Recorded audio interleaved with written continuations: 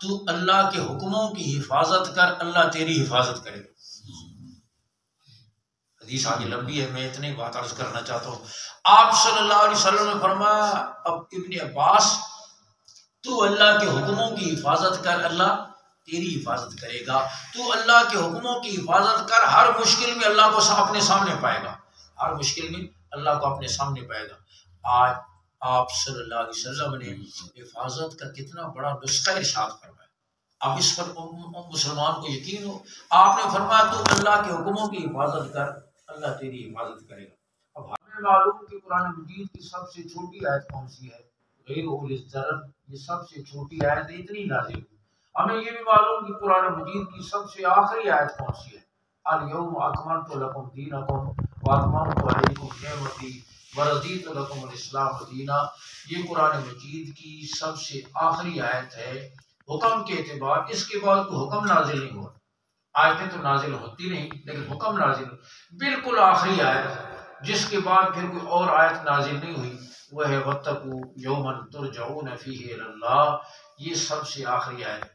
میرے دوستو، ہمیں یہ بھی معلوم کہ کون سی آیتیں مکہ مکرمہ میں نازل ہوئیں، کون سی مدینہ منورہ میں نازل ہوئیں، کون سی بدر میں نازل ہوئیں، کون سی حنین میں نازل ہوئیں، کون سی رات کے وقت نازل ہوئیں، کون سی دن کے وقت نازل ہوئیں، کون سی سردی کے موسم میں نازل ہوئیں، کون سی گرمی کے موسم میں نازل ہوئیں۔ عبداللہ بن مسعود رضی اللہ عنہ فرماتے ہیں، الحمد سے لے کر والناس تک پورے قرآن میں سے کسی آیت کے متعلق تم مجھ سے پوچھو، میں تمہیں بتاؤں گا یہ آیت کس وقت، کس جگہ اور کہاں نازل ہے۔ الحمدللہ صدیاں بیت جانے کے بعد بھی قرآن مجید کا ایک ایک زیر زبر اور قرآن مجید کا ایک ایک لفظ، ایک ایک آیت محفوظ۔ اسی طریقے سے حضور اقدس صلی اللہ علیہ وسلم کے ارشادات محفوظ، آپ صلی اللہ علیہ وسلم کے ارشادات بھی محفوظ، آپ کی ادائیں بھی محفوظ۔ کسی ارشاد کے موقع پر آپ صلی اللہ علیہ وسلم نے شہادت کی انگلی اور درمیان کی انگلی کو اکٹھا کر کے اشارہ فرمایا۔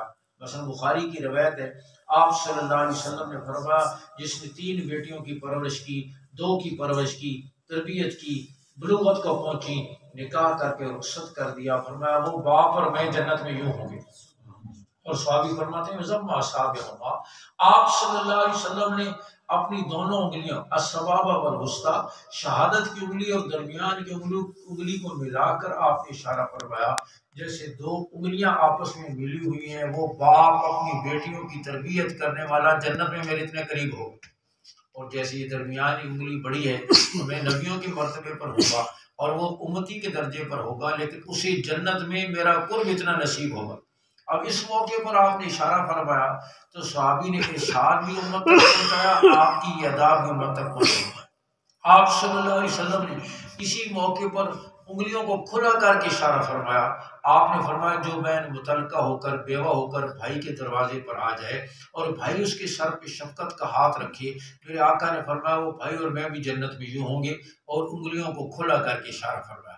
آپ صلی اللہ علیہ وسلم نے کسی ارشاد کے موقع پر دست مبارک کو پلٹا دیا، صحابی نے ارشاد بھی پہنچایا، ادا بھی پہنچائی۔ آپ نے پیشانی مبارک پر ہاتھ رکھا، صحابی نے ارشاد بھی پہنچایا، ادا بھی پہنچائی۔ آپ صلی اللہ علیہ وسلم نے تبسم فرمایا اور سامنے کے دندان مبارک نظر آئے، صحابی نے ارشاد بھی پہنچایا، ادا بھی پہنچائی۔ آپ صلی اللہ علیہ وسلم نے کسی ارشاد کے موقع پر کسی صحابی کو محبت کو کوئی جملہ ارشاد فرمایا، مثلا آپ صلی اللہ علیہ وسلم نے حضرت معاذ بن جبل رضی اللہ عنہ نے فرمایا واللہ انی لأحبک یا معاذ، معاذ اللہ کی قسم مجھے آپ سے محبت ہے۔ حضور فرما رہے سے معاذ اللہ کی قسم مجھے آپ سے محبت ہے، ہر نماز کے بعد یہ کلمات کہنا نہ بھولو، اللہم اعنی علی ذکرک و شکرک و حسن عبادتک، کہہ دیا کرو اللہم اعنی علی ذکرک و شکرک و حسن عبادتک، اللہم اعنی علی ذکرک و شکرک و حسن، اے اللہ اپنے ذکر پر، اپنے شکر پر، اپنی بہترین عبادت پر میری مدد فرما۔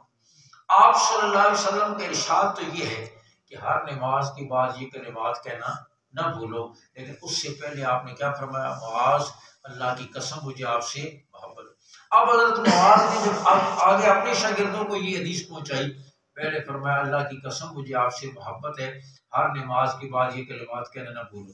انہوں نے اپنے شاگردوں کو جب یہ حدیث پہنچائی، پہلے فرمایا اللہ کی قسم مجھے آپ سے محبت ہے، ہر نماز کے بعد یہ کلمات کہنا نہ بھولو۔ 1400 سال سے جہاں آپ کا یہ ارشاد چلا آ رہا ہے، آپ کی محبت کا یہ بول بھی چلا آ رہا ہے۔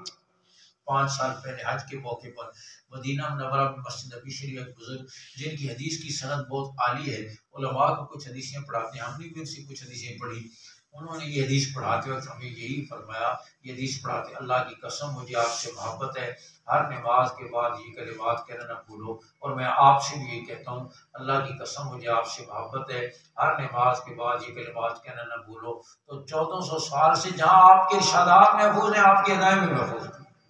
اور میرے بھائی اور بزرگوں، جس طریقے سے قرآن مجید وہی ہے، اسی طریقے سے حدیث مبارکہ بھی وہی ہے۔ فرق اتنا ہے قرآن مجید کے الفاظ بھی اللہ کی طرف سے، مضمون بھی اللہ کی طرف سے، اور حدیث مبارکہ کے مضمون اللہ کی طرف سے، الفاظ زبان نبوت سے نکلے ہوئے، لیکن قرآن بھی وہی ہے، حدیث مبارکہ بھی وہی ہے۔ آپ صلی اللہ علیہ وسلم کی زبان مبارک سے جو کچھ نکلا، جیسے قرآن مجید پر یقین کرنا ضروری ہے، آپ کے ارشادات پر بھی اسی طرح یقین کرنا ضروری ہے۔ آپ کے ارشادات کو عبداللہ ابن عمر رضی اللہ عنہ لکھ لیا کرتے تھے، اسی لیے دیکھو ہر بات میں لکھا کرو، حضور صلی اللہ علیہ وسلم کبھی خوشی کی حالت میں ہوتے ہیں، کبھی غم کی حالت میں، کبھی رنج کی حالت میں، کبھی بے چینی کی حالت میں، ہر بات تو نہ لکھا کرو، جو کوئی نصیحت کی بات وہ لکھا کرو۔ انہوں نے حضور صلی اللہ علیہ وسلم سے عرض کی، حضور لوگ یوں کہتے ہیں میں آپ کا ہر ارشاد لکھ لیا کروں یا نہ؟ آپ صلی اللہ علیہ وسلم نے فرمایا والذی نفسی بیدی، قسم ہے اس ذات کی جس کے قبضے قدرت میں میری جان ہے، فرمایا تم میری ہر بات کو لکھ لیا کرو، قسم ہے اس ذات کی جس کے قبضے قدرت میں میری جان ہے، میں خوشی کی حالت میں ہوں یا غم کی حالت میں، رنج کی حالت میں ہوں یا بے چینی کی حالت میں، میری اس زبان سے سوائے حق کے اور کچھ نہیں نکلتا۔ وما ينطق عن الهوى کی مہر لگی ہوئی ہے، آپ صلی اللہ علیہ وسلم کی زبان مبارک سے جو کچھ نکلا وہ حق ہے، اور جو کچھ نکلا وہ وہی ہے، جو کچھ نکلا وہ اللہ کی طرف سے ہے۔ آج ضرورت اس بات کی ہے کہ امت حضور اقدس صلی اللہ علیہ وسلم کے ارشادات پر، اللہ اور اس کے رسول صلی اللہ علیہ وسلم کے ارشادات پر یقین کرنے والی بات ہے۔ میرے بھائیوں میرے بزرگوں، ایمان تو اسی کا نام ہے۔ ایمان والا یہ سمجھتا ہے کہ سورج مشرق کی بجائے مغرب سے طلوع ہو سکتا ہے، آسمان ٹوٹ سکتا ہے، ستارے جھڑ سکتے ہیں، لیکن زبان نبوت سے نکلی خبر غلط نہیں ہو سکتی۔ آپ صلی اللہ علیہ وسلم نے فرمایا دنیا کچھ کہے لیکن آپ کی زبان مبارک سے نکلا وہ ارشاد اس میں ذرا برابر کوئی کمی بیشی نہیں۔ آپ اور ایمان اسی کا نام ہے کہ نظر پر نہیں، نبوت کی خبر پر یقین ہو۔ آپ صلی اللہ علیہ وسلم کے صاحبزادے کا انتقال ہوا، آپ کی زوجہ محترمہ کچھ غمگین تھی بیٹے کی جدائی پر، آپ نے فرمایا تم بیٹے کی جدائی پر غمگین ہو اور تمہارا بیٹا اس وقت جنت کے خوشوں میں کھیل رہا ہے اور تم چاہو تو میں تمہیں دکھا سکتا ہوں۔ زوجہ محترمہ عرض کرنی یہ ہے ایمان، زوجہ محترمہ عرض کے حضور میں نہیں دیکھنا چاہتی، اس لیے کہ ہو سکتا ہے میری نظر دھوکہ کھا جائے، مجھے اپنی نظر پہ اتنا یقین نہیں ہے جتنا آپ کی خبر پہ یقین ہے، مجھے اپنی نظر پہ اتنا یقین نہیں ہے جتنا آپ کی خبر ہے۔ تو ایمان اس کا نام ہے کہ نبوت کی خبروں پر یقین۔ جہاں حضور صلی اللہ علیہ وسلم نقصان بتایا، دنیا کچھ کہے، نظر دیکھتی رہے کہ اس میں فائدہ ہے، لیکن اس میں نقصان ہے جب اللہ اور اس کے رسول نے نقصان بتایا، اور جہاں نفع بتایا اس میں نفع ہے۔ آپ صلی اللہ علیہ وسلم تشریف لے جا رہے ہیں، راستے میں ایک بدو ملا، کہنے لگا حضور، اور کافر تھا مسلمان نہیں تھا، حضور آپ نے مجھ سے اونٹنی خریدی تھی، اس کی رقم ابھی تک نہیں ملی۔ آپ نے فرمایا میں نے تو رقم ادا کر دی تھی۔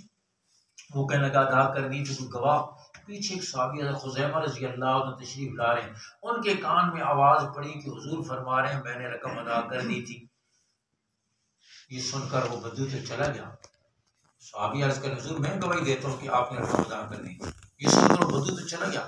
آپ نے فرمایا میرے جانثار جب میں نے رقم ادا کی تھی تم تو موجود نہ تھے، پھر تم نے کیسے گواہی دے دی کہ میں نے رقم ادا کر دی؟ صحابی کا جواب سنیں، اسے کہتے ہیں ایمان۔ عرض کہ حضور ہم نے جنت کو نہیں دیکھا، آپ کے فرمانے پر مان لیا، جہنم کو نہیں دیکھا، آپ کے فرمانے پر مان لیا، الصراط کو نہیں دیکھا، آپ کے فرمانے پر مان لیا، میدان حشر کی وسعتوں کو نہیں دیکھا، آپ کے فرمانے پر مان لیا۔ آقا جب ہم نے بن دیکھے آسمان کے اوپر کی خبروں میں آپ کی تصدیق کر دی، تو بن دیکھے زمین کے اوپر کی خبروں میں کیوں نہ تصدیق کر دی؟ یہ فرمایا۔ اور آپ صلی اللہ علیہ وسلم نے نقد تمغہ دیا اپنے جان نثار کو، من شہد لو خزیمہ فهو حسبہ، آج سے ہر مقدمے اور معاملے میں اکیلے خزیمہ گواہی دے دیں تو دوسرے گواہ کی ضرورت نہیں ہے۔ خزیمہ اکیلے کی گواہی امت میں 2 آدمیوں کے برابر سمجھی جاتی تھی، حضور صلی اللہ علیہ وسلم کے اس ارشاد کی وجہ سے، تو نبوت کی خبروں پر یقین ہو۔ آپ صلی اللہ علیہ وسلم کی زبان مبارک سے جو کچھ نکلا واقع، اب میں آپ صلی اللہ علیہ وسلم کے ارشادات پر ایسا یقین ہو، آپ یقین کرو، وہ یقین ہو تو اعمال کرنے سے دل خوشی سے بھر جائے۔ آپ صلی اللہ علیہ وسلم فرمایا، قادی مسجد کی طرف آ رہا ہے، ہر قدم پر ایک گناہ معاف ہوتا ہے، ہر قدم پر ایک نیکی لکھی جاتی ہے، ہر قدم پہ ایک درجہ بلند ہوتا ہے۔ اب مسجد کی طرف چل کر آئے گا، اگر اس ارشاد کا یقین ہو، کتنی خوشی ہوگی اسے کہ میں 100 قدم چل کے آؤں، میری 100 نیکیاں لکھ دی گئی، میرے 100 گناہ معاف ہو گئے، میرے 100 درجے بلند ہو گئے۔ آپ صلی اللہ علیہ وسلم فرمایا، جو یتیم کے سر پہ شفقت کا ہاتھ پھیرتا ہے، ہر بال کے بدلے سے ایک نیکی ملتی ہے۔ آپ صلی اللہ علیہ وسلم نے فرمایا، قسم کھا کے، آپ قسم نہ بھی کھائیں تو آپ کی زبان مبارک میں کیا شک ہے۔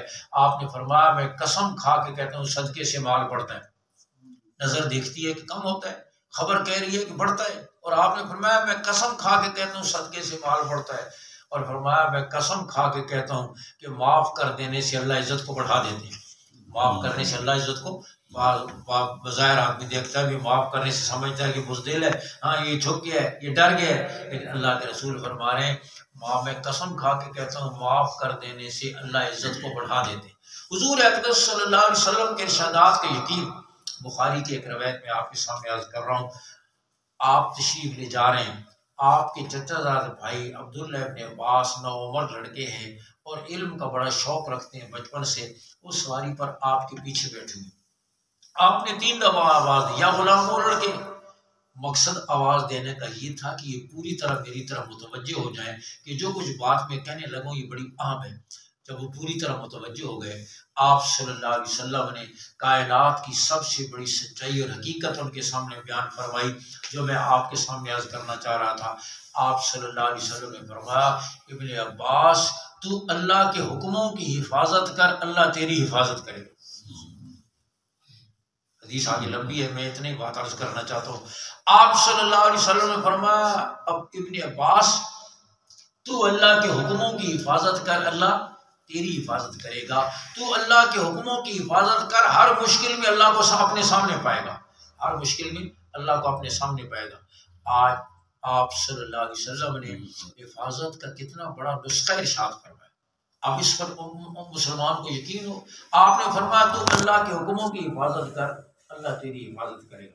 اب ہر مسلمان، ہر انسان یہ چاہتا ہے میری جان کی، مال کی، اولاد کی، عزت کی، آبرو کی حفاظت رہے، اس کے لیے بڑی کوششیں کرتا ہے۔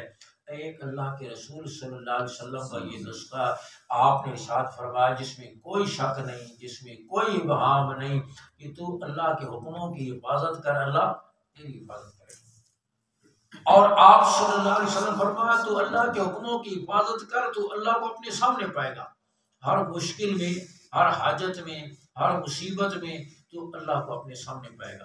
اب یہ ہے کہ اللہ کے حکموں کی آدمی حفاظت کرتا جائے، اللہ تعالیٰ صرف اس کی نہیں، اللہ تعالیٰ اس کی نسلوں تک کی حفاظت فرمائے، اور حضور صلی اللہ علیہ وسلم کے بتائے ہوئے اعمال میں حفاظت ہے۔ آج امت کو اس طرف توجہ نہیں ہے، وہ مشکل سے مشکل کام کر لیتے ہیں، آسان سے آسان نہیں۔ بخاری کی روایت ہے، آپ صلی اللہ علیہ وسلم نے فرمایا، جو گھر سے نکلتے ہوئے پڑھ لیتا ہے بسم اللہ توکلت علی اللہ لا حول ولا قوت الا باللہ، بس اس میں کوئی مشکل بات نہیں۔ بیزی سے بیزی آدمی، مصروف سے مصروف آدمی بھی، کمزور بھی، بوڑھا بھی، جوان بھی، ہر ایک آدمی پڑھ سکتا ہے، اس میں کوئی وقت نہیں لگتا۔ بسم اللہ توکلت علی اللہ لا حول ولا قوت الا باللہ، حدیث میں آتا ہے اللہ ایک فرشتہ مقرر کرتے ہیں جو اس سے کہتے ہیں ہدیتا و کفیتا و وکیتا، تجھے ہدایت بھی دی گئی، تیرے سارے کاموں کی کفایت بھی کی گئی، تیری حفاظت بھی کی گئی۔ 3 بشارتیں دیتا ہے، تجھے ہدایت بھی دی گئی، اللہ تجھے گمراہی سے بچائیں گے، تیرے سارے کاموں کی کفایت بھی کی گئی، اللہ سارے تیرے کاموں کو پورا کریں گے، وہ وکیتا، اور تیری حفاظت بھی کی گئی۔ اب غور کریں، فرمایا یہ آدمی دعا پڑھ لیتا ہے، واپسی تک وہ اللہ کی حفاظت میں رہتا ہے، واپسی تک اللہ کی حفاظت۔ حضور صلی اللہ علیہ وسلم کی خدمت میں صحابی حاضر ہوئی، عرض کہ حضور گھر میں تنگی رہتی ہے، جھگڑا رہتا ہے، پریشانی رہتی ہے، کیا کروں؟ آپ صلی اللہ علیہ وسلم نے یہ نہیں فرمایا اور ٹائم لگایا کرو، شام کو بھی کام کیا کرو، رات کو بھی کیا کرو، زیادہ پیسے کماؤ، مسئلہ آپ نے فرمایا میرے جان نثار جب گھر میں داخل ہوا